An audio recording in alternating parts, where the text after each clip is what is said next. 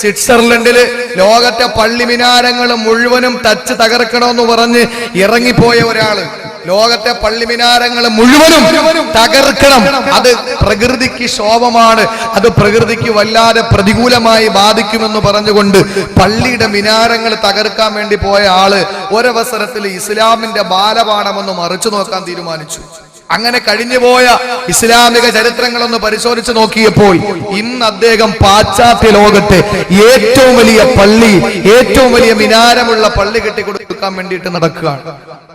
എന്റെ പ്രിയപ്പെട്ട സഹോദരങ്ങളെ, ഏതൊരു കാര്യമായിരുന്നാലും അങ്ങനെ തന്നെയാണ്. പണ്ടൊക്കെയാണ് അല്ലാഹു തആല, നമ്മൾ പറയുമല്ലോ ചില കാര്യങ്ങൾ അതൊക്കെ ശരിയാണ്, പണ്ടൊക്കെയാണെങ്കിൽ അത് ഈ പെട്ടെന്ന് കാണാൻ കഴിയൂല. ഇന്ന് എന്തെങ്കിലും സംഭവിച്ചാൽ അത് പെട്ടെന്ന് കണ്ടുകൊണ്ടിരിക്കുക. ഈ അടുത്ത സമയത്തല്ലേ എന്റെ പ്രിയപ്പെട്ടവരെ, എത്രയോ മുമ്പൊക്കെയാണ് ഒരു കേസ് ഉണ്ടായി പോയാൽ അതിന്റെ പ്രതികളെ എത്ര നാള് കഴിഞ്ഞിട്ടാ പിടിക്കപ്പെടുക.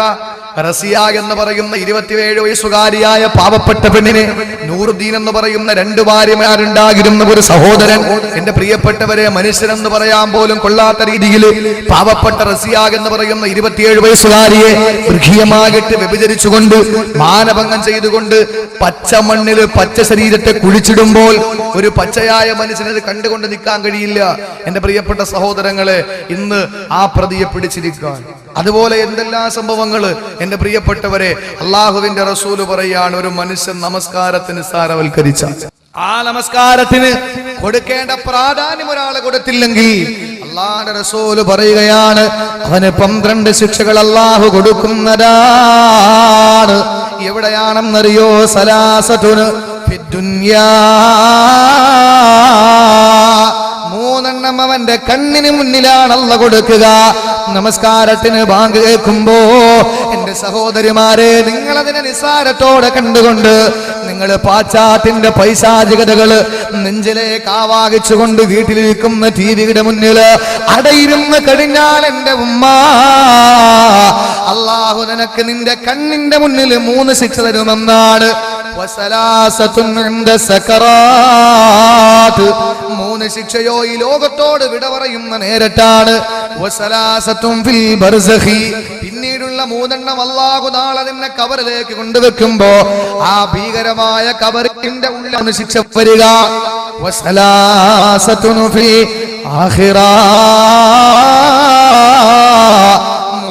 നാളെ പരലോകത്ത് അല്ലാഹു നിനക്ക് വേണ്ടി മാറ്റിവെച്ചിരിക്കുകയാണ്. ഇങ്ങനെ 12 ശിക്ഷകൾ അല്ലാഹു നിസ്കാരത്തെ നിസാരവൽക്കരിക്കുന്നവന് കൊടുക്കുമെന്ന് ആദരവായ പ്രവാചകൻ നബി മുഹമ്മദ് മുസ്തഫ. വേറൊരു കാര്യം നമ്മൾ മനസ്സിലാക്കണം, ഈ 12 ശിക്ഷകൾ പറയുമ്പോൾ എന്റെ പ്രിയപ്പെട്ടവരെ, നിസ്കാരം ഇല്ലാത്തവരുടെ കാര്യം ഈ സദസ്സിൽ ഞാൻ പറയൂല. നമസ്കാരം ഇല്ലാത്തവരുടെ കാര്യമല്ല ഇവിടെ ചർച്ച ചെയ്യുന്നത്. നിസ്കാരം ഇല്ലാത്തവരെ പറ്റിയിട്ട് ഈ സദസ്സിൽ ചർച്ച ചെയ്യാനേ പാടില്ല എന്റെ പ്രിയപ്പെട്ടവരെ. കാരണം ഈ സദസ്സ് മലീമസമാക്കാൻ പറ്റൂല. അതുകൊണ്ട് നിസ്സാരമായിട്ട് നിസ്കാരത്തെ കാണുന്നവർ, അവരുടെ കാര്യം പറഞ്ഞിട്ട് അവർ ചിലപ്പോൾ നേരെയാകാൻ സാധ്യതയുണ്ട്. നിസ്കാരം ഇല്ലാത്തവര് പള്ളിയിൽ കയറുന്നുള്ള യാതൊരു പ്രതീക്ഷയുമില്ല. പണ്ട് ഒരു ജുമയ്ക്ക് വന്നില്ല എങ്കിൽ 25 പൈസ കൊടുക്കണം. ഒരു ജമാഅത്ത് കമ്മിറ്റി നിയമം വെച്ചു, 25 പൈസ പള്ളിക്ക് കൊടുക്കും.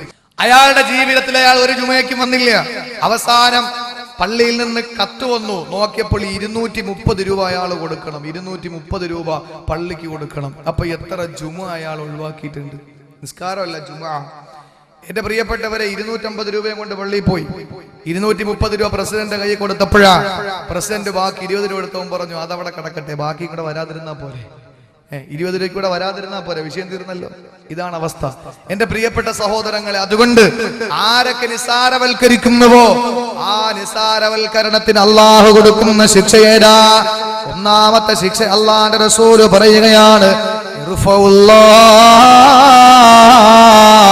അൽബറകത മിൻ കസ്ബിഹി വറിസ്ഖിഹി. 1-ാമതായിട്ട് അല്ലാഹുവിന്റെ റസൂല് പറയുകയാണ്, 12 ശിക്ഷകളിൽ 3 ദുനിയാവിൽ അല്ലാഹു കൊടുക്കുമ്പോ അതിൽ 1-ാമത്തേതെന്നറിയോ? ദുനിയാവിൽ അല്ലാഹു കൊടുക്കുന്ന 3 ശിക്ഷകളിൽ 1-ാമത്തേത് യർഫഉല്ലാഹുൽ ബറകത മിൻ കസ്ബിഹി വറിസ്ഖിഹി. അവന്റെ അധ്വാനത്തിൽ നിന്ന്, അവന്റെ ഭക്ഷണത്തിൽ നിന്ന് അല്ലാഹു ബറക്കത്തെടുത്തു കളയുന്നതാ.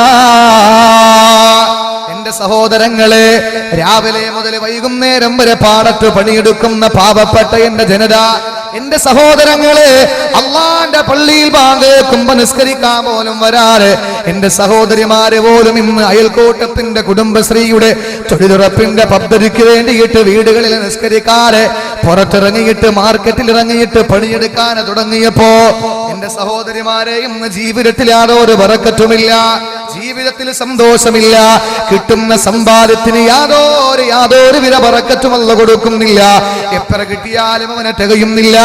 അല്ലാഹുവിന്റെ റസൂൽ പറഞ്ഞു 3 ശിക്ഷകളിൽ ഒന്നാമത്തേത് അവന്റെ അധ്വാനത്തിൽ നിന്ന് ബറക്കത്ത് അല്ലാഹു എടുത്തു കളയുന്നതാണ്. ജീവിതത്തിൽ അല്ലാഹു ബറക്കത്ത് എടുത്തു കളയും.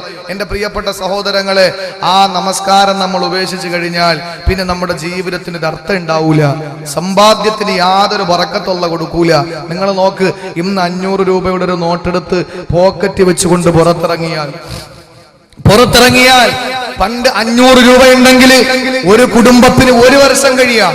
ഇന്നതിന് കഴിയില്ല. നമ്മൾ പറയും, പല ന്യായങ്ങളും പറയും, ഇന്ന് സാധനങ്ങൾക്കൊക്കെ വില കൂടിയല്ലോ, ഇന്ന് വസ്തുക്കൾക്കൊക്കെ വില കൂടിയല്ലോ. നമ്മൾ പറയും, എന്റെ പ്രിയപ്പെട്ടവരെ, അത് മാത്രമാണ് നമ്മൾ ധരിച്ചു പോകാൻ പാടില്ല. 2 വർഷം കഴിഞ്ഞാൽ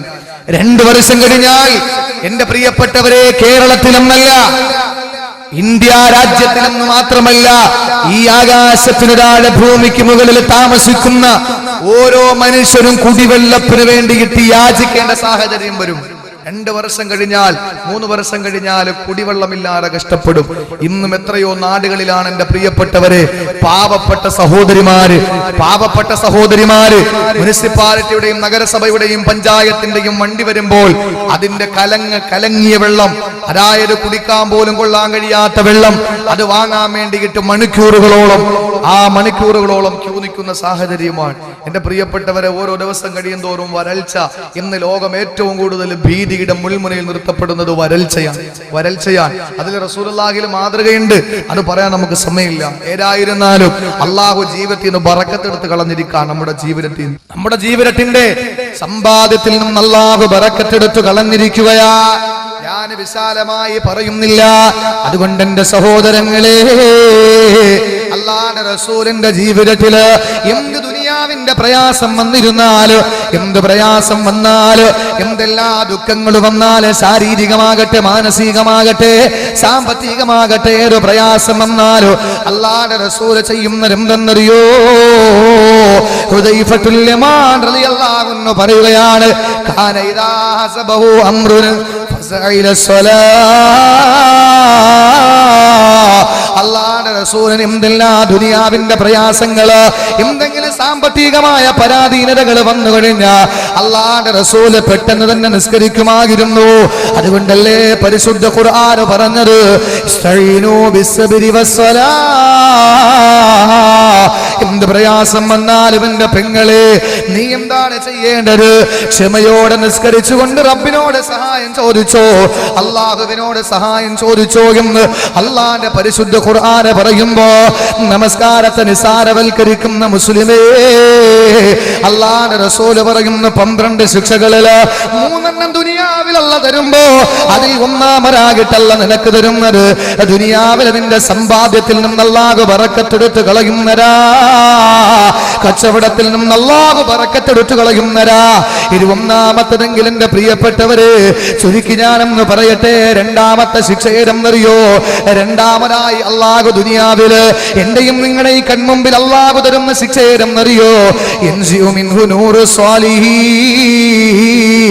എന്റെയും നിങ്ങളുടെയും മുഖത്ത്, നിസ്കാരമുള്ള ഒരു വിശ്വാസിയുടെ മുഖരാവിലേക്ക് നോക്കിയ ഈമാനിന്റെ പ്രഭയില്ലേ അവന്റെ മുഖത്ത് അല്ലാഹു നൽകിയിരിക്കുന്നതായ ഒരു പ്രത്യേകതയാണ്. 5 നേരം നിസ്കരിക്കുന്നവന്റെ മുഖത്ത് നോക്കിയാൽ ഈമാനിന്റെ വെട്ടയുണ്ടാകും. എന്റെ പ്രിയപ്പെട്ടവരെ, ഫെയർ ആൻഡ് ലവ്ലി തേച്ചാൽ കിട്ടൂല. അതുപോലെ ദാടി ഉണ്ടെന്ന് പറഞ്ഞിട്ട് കാര്യമില്ല, ഈമാനിന്റെ വെട്ടമല്ല. തലയിൽ കെട്ടുണ്ടെന്ന് പറഞ്ഞിട്ട് ഈമാനിന്റെ വെട്ടമല്ല. ഇതൊന്നും ഉണ്ടായിട്ട് ഈമാനിന്റെ പ്രകാശമാണെന്ന് പറയാൻ പറ്റൂല. ദാടിയും എന്റെ പ്രിയപ്പെട്ടവരെ, ദാടിയും തലപ്പാവുമുള്ള ഒരാൾക്ക് ആ ഈമാനിന്റെ പ്രകാശമാണെന്ന് പറയണമെങ്കിൽ എന്റെ പ്രിയപ്പെട്ടവരെ, ഏറ്റവും വലിയ ഈമാനിന്റെ പ്രകാശം സ്ഫുരിച്ചു നിൽക്കുന്നത് ആരിലാണ്? ചിലർക്ക് ദാടി ഉണ്ടെങ്കിൽ തലയെക്കെട്ട് കാണൂല, ചിലർക്ക് തലയെക്കെട്ടുണ്ടെങ്കിൽ ദാടി കാണൂല. എന്റെ പ്രിയപ്പെട്ടവരെ, ഇത് രണ്ടും കൂടെ ഒരുമിച്ച് കൂടിയിട്ട് അത് കാണുമ്പോൾ ഈമാനാണ് എന്ന് പറഞ്ഞാൽ, നല്ല ഗാംഭീര്യം കാണുമ്പോൾ ഈമാനാണെന്ന് പറഞ്ഞാൽ, ഏറ്റവും വലിയ മോമിന് മൻമോഹൻ സിംഗ് ആകണ്ടേ, എന്തൊരു ഗ്ലാമറാണ് തലയിൽ കെട്ടി ദാടിയും വെച്ച് നിന്നാൽ. എന്റെ പ്രിയപ്പെട്ടവരെ, മോമിനാണ്, മോമിനല്ലല്ലോ. നമ്മൾ മനസ്സിലാക്കണം. എന്റെ പ്രിയപ്പെട്ട സഹോദരിമാരെ, ഫെയർ ആൻഡ് ലവ്ലി തേച്ചാൽ ഒരിക്കലും നമുക്ക് ഈമാനിന്റെ പ്രകാശം കിട്ടൂല. ഈമാനിന്റെ പ്രകാശം കിട്ടൂല. അത് വേണമെങ്കിൽ നിസ്കരിച്ചേ മതി. അത് വേണമെങ്കിൽ നിസ്കരിച്ചേ മതിയാവൂ. നിസ്കാരമില്ലാതെ ആ നമസ്കാര പരിസാരവൽക്കരിച്ചാൽ, അല്ലാഹുവിന്റെ റസൂല് പറഞ്ഞ രണ്ടാമത്തേത്, അവന്റെ മുഖരാവിൽ അല്ലാഹു തആല ഈമാനിന്റെ പ്രഭാ സാലിഹീങ്ങളുടെ പ്രകാശമുണ്ടല്ലോ,